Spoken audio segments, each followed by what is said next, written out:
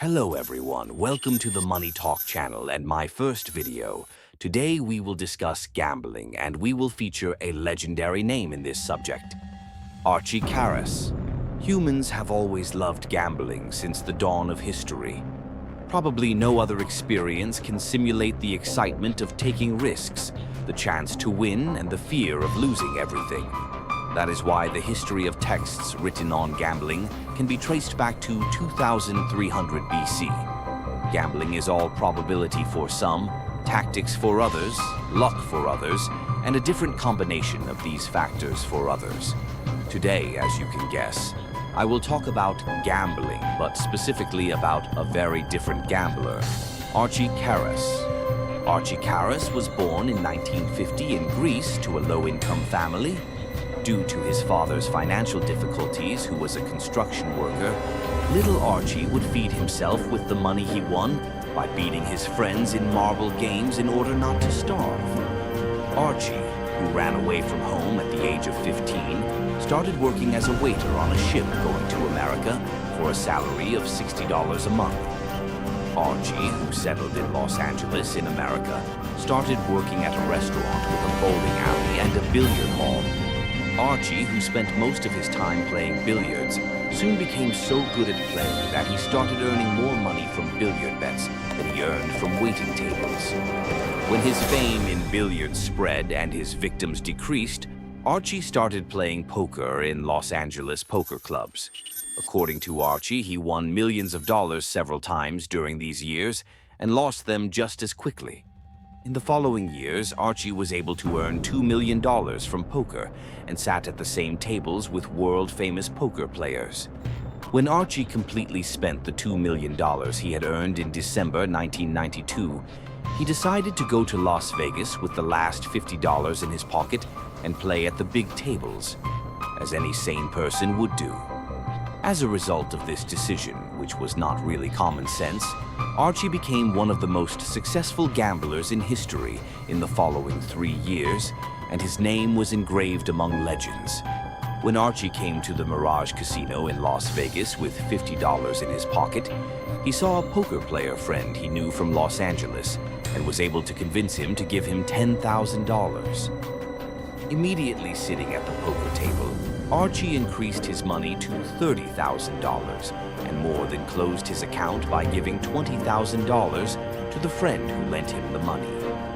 Archie went to a bar with a pool table with the remaining $10,000 in his pocket and started playing pool with a very rich and prestigious gambler, whose name he did not disclose and whom he referred to only as Mr. The Bets, which started with $5,000 per match at first, increased to $40,000 per match after Archie won a few $100,000. Many gamblers around stopped working and started watching these $40,000 matches. When the pool matches were over, Archie won a total of $1.2 million. Mr. X, who had to put his cue under his arm at the pool table, invited Archie to the poker table this time. Archie, who had already picked up speed and had his engine warmed up, won another $3 million from Mr. X at the poker table and ended the evening. In the following 3 months, Archie was able to increase his total money to $7 million. People who heard how Archie had ruined Mr. X began to hesitate to play poker with Archie. Archie would put $7 million in cash on the table at the casino he went to and wait for gamblers who would challenge him. The first person to respond to the $7 million challenge was Stu Ungar, a 3-time world poker champion. Supported by Lyle Berman, a casino owner who also played poker, Stu Ungar lost $500,000 as soon as he sat down in front of Archie. Then they started playing 7-card stud, another type of poker, and Stu lost another $700,000. The next opponent was Chip Reese, one of the most successful professional poker players of the period.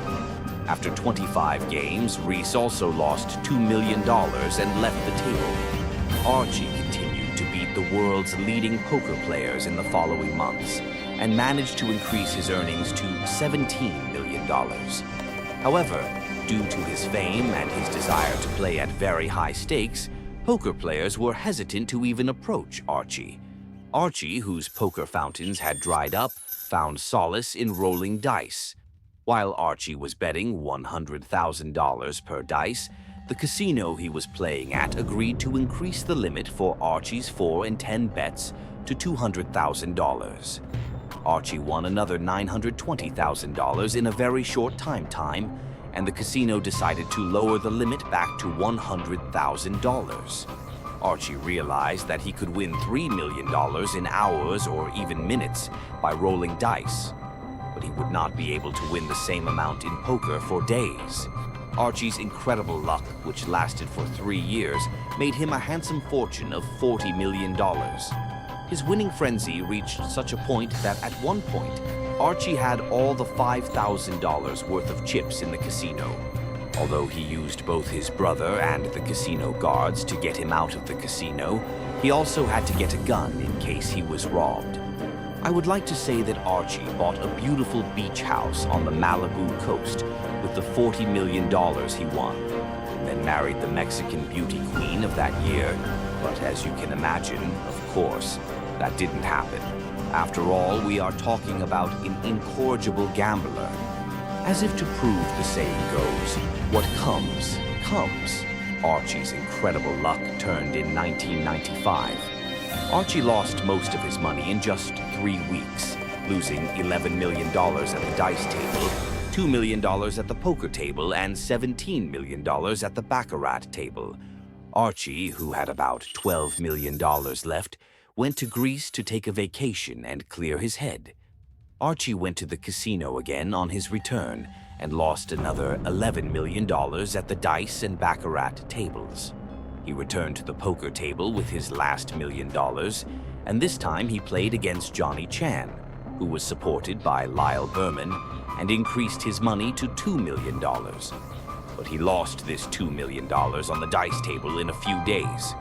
Winning $40 million in 3 years and losing it in a much shorter time could cause many of us to have serious diseases.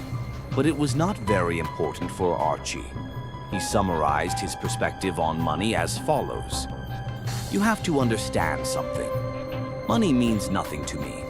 I don't value money. I already have everything I could possibly want. What I want is health, freedom, love, happiness, and you can't buy those things with money. I don't care about money, so I'm not afraid, and I don't care about losing. After losing his $40 million, Archie KARAS continued to win smaller amounts from time to time. A year after he hit rock bottom, he turned his $40,000 into $5 million and lost it again the next day. A few years later, he turned his $200 into approximately $980,000. But this time, he didn't lose. Dear readers, Archie's story and his perspective on life, and especially money, is really different. Without having to get to know the man at all, we can say that he doesn't really care about money, and that he only gambles for the thrill of it. But still, $40 million and $40 million in 1995. The most important conclusion I got from this story is that Archie's wrist couldn't be bent at the poker table. When Archie started throwing dice, that's when his downfall began.